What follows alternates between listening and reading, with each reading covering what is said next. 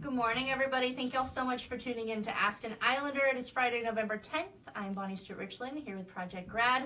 We are talking to Allison Frost, our amazing director of Titus Andronicus, which is opening next Tuesday. Next Tuesday, November 14th. Are you so excited? I am so excited. Are you ready? We have 2 dress rehearsals left to get us there. Tonight's our first dress rehearsal with blood.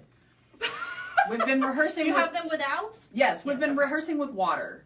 So they figure out, you know, how to get to it and all that kind of stuff. So we've been rehearsing without blood. Tonight's our first rehearsal with blood. So we have 2 of those. In case you're wondering what it's about. That's so exciting. Yeah. Tuesday, y'all, 7:30.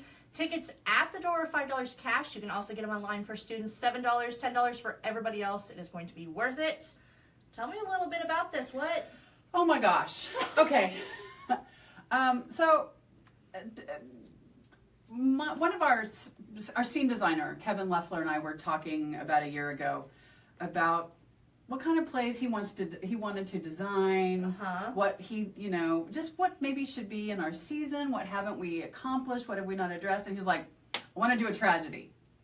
Okay. So we started looking at the Scottish play and Richard III. Oh, wow. And my assistant director, Rodrigo Sanchez, came to class one day with a Halloween knife that was made of clear plastic with blood in the blade. We were doing Hamlet scenes, and he needed a knife. Gotcha. And so, oddly enough, then that must have triggered something in my psyche. I went to bed that night, and I dreamt of clear plastic columns dripping blood. And I went to Kevin and said, Titus. It's his bloodiest play, and we need to do Titus. Yes. So that's what we did. Now, ironically, Titus, I don't know. Yes, it's a revenge tragedy.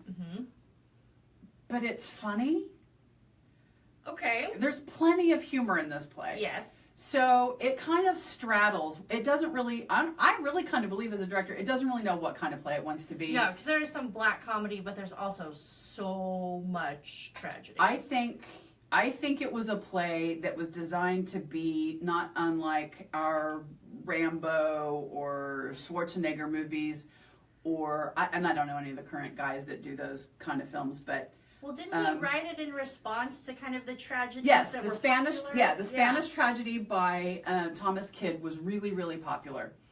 And so he was trying to write one himself. And I think he just tried to come up with how many ways can I gross out an audience with special effects? Check, check, check. Check, check, check. So, speaking of revenge tragedy, let's talk about whether Titus actually fits the bill. Okay. Revenge tragedies are usually about murder. Yes, we have lots of that. They almost always have a ghost. Hamlet, really good revenge tragedy. Titus, no actual ghost, nothing that flies around, but one of the meanest characters in the play does some ghost-like things to people. So he's not really a ghost, but yeah, he does some invisible things. Yes. So it counts. Anyway, it does count. Revenge plays typically have madness, either real or fake. We have real and fake madness, not unlike Hamlet maybe as well. Revenge tragedies often have one great big violent scene at the end of the play. Oh, do we have that in spades? And most of the characters die in the last scene of the play. Yes. Revenge tragedy, that's pretty typical. Spoiler alert. Everybody dies. Well, everybody who counts for anything at the end of Hamlet dies. Almost everybody who counts for anything at the end of our play dies. Revenge tragedies also involve plots with that involves corruption within a monarchy. Well, we have corruption in this monarchy. As a matter of fact, we have we have appointed a man emperor. No experience being a leader. Sound familiar? Oh, no. The protagonist attempts to restore equilibrium within the state by removing the current ruler. Yeah, he does that at the very end of the play. And we are not left with a happy ending. We don't know what's going to happen. We don't know what the future of Rome is. In the real world, we know that Rome gets really sacked by the Goths. At the beginning of this play, the Romans have sacked the Goths, and at the very end, they unite the Goths with them. So it's fiction. It's fiction. That's all there is to it. Yeah, they use the Goths and they kind of become friends in order to get rid of the bad ruler. So how do you prepare for a play? I feel like this is like a massive scale. Like this amount of like drama and violence. And we have cast 27 people, I believe it is. 26, 27? 27 actors, plus our 28th actor is made by Mattel. But there's a baby. But no, it's a huge cast, and I gotta tell you, everybody in this play has adapted and learned a skill they didn't have before they were cast. Oh, I bet. We have been fortunate to have 2 fight directors from the Society of American Fight Directors working with us on this particular play. So there are sword fights. Yes. How do you like that? Oh my goodness. That's a scimitar. So there are sword fights. There are people throw punches. There's a cat fight between 2 women. People get stabbed. People get body parts cut off, cut out. But anyway, they have spent a good portion of this play. Everybody's in a fight scene somewhere. Somebody dies a violent death. Yeah. So being able to do that convincingly, that's a challenge. Yeah. So there's training involved, repetition. There was a night we were rehearsing and somebody was screaming on stage, and somebody had quoted, there were some people walking out through the lobby, and went, "Oh, it's just drama people. I love them." That sounds right. we do get a little loud, but yeah, there's been some really great rehearsals, great skill sets learned. You can't do a tragedy this size without getting into that. You have to go for it. You cannot, this is not something that you can halfway sort of do. Like, you have to completely, now in that, do you guys stay true to the whole story? No. We're true to most of the story. Okay. Left in its entirety, and I can tell you the Royal Shakespeare Company is doing a production of Titus Andronicus right now. I have not seen it, but I saw their running times, and it's almost 4 hours long. Oh my goodness. Ours is 2 hours and 10 minutes. So we're not exactly completely true to the whole story. Right. I have trimmed mostly for time. Right, absolutely. So it's very fast paced. The story moves. Mm-hmm. But yeah, you don't get everything Shakespeare wrote, and we did kind of change one of the deaths. Oh, so yeah, that's interesting. It was more for time than anything. Oh, so I don't want to give it away. Okay, fair enough. The English teachers will be the ones that will yell at me and say, "This is so wrong. Why'd you do this?" But I sometimes as a director, especially with a play that you're allowed to do this. Yeah. There's no copyright on Shakespeare. He can't come back and sue us for altering his play. And he was stealing plays and ideas from other people, so, it's what goes around comes around. Yeah. But you do make some decisions, and we got to this big fight scene at the very end of the play, and I still had 2 more pages of dialogue about who's gonna rule Rome. And I'm like, I don't want 2 pages of dialogue, not after this big thing. Yeah. So we have 5 more lines, and somebody dies really quickly instead of dying a slow, painful death in the sand. Oh. Well, I feel like after that many deaths, you're probably all satisfied, so you won't miss it. No. All right. No. So you want to tell us about some of these props you've got over here? Sure. All right. So there is a... Should I be nervous? No.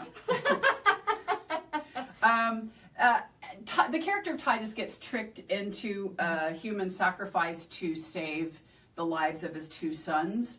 And I say tricked because his 2 sons don't make it. But he does agree to sacrificing his hand. And so the actor, Connor Flynn, had a latex, I'm not even sure what this material is, but it's a cast of his hand, And you will see in the play, when his hand gets chopped off, this becomes a new character. And I'll Adam's Family. so, yeah. That's So wow. this is, and it's even got his real fingerprints in places. Yeah, that's insane. And, yeah. You guys, this is very It's pretty real. realistic. Yeah. It's pretty cool. And you'll hear it crunch because when the knife hits the sticks, you'll hear the crunch of his bones. I love the commitment. So good. So I probably shouldn't give away all the tricks, but Okay, fair that's enough. one. One of the other characters has something really horrible done to her.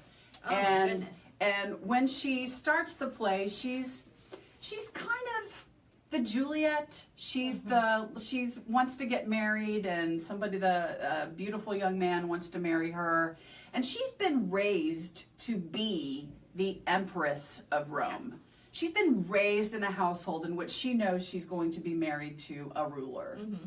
And some pretty horrible things happen to her, and her hair gets hacked off, and she gets quite a bit bloodied, and some really horrible things happen to her.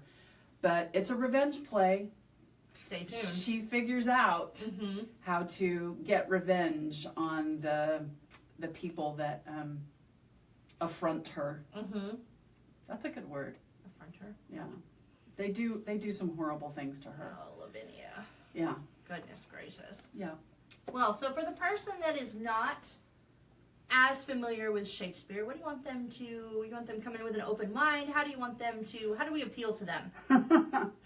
I think you have to come in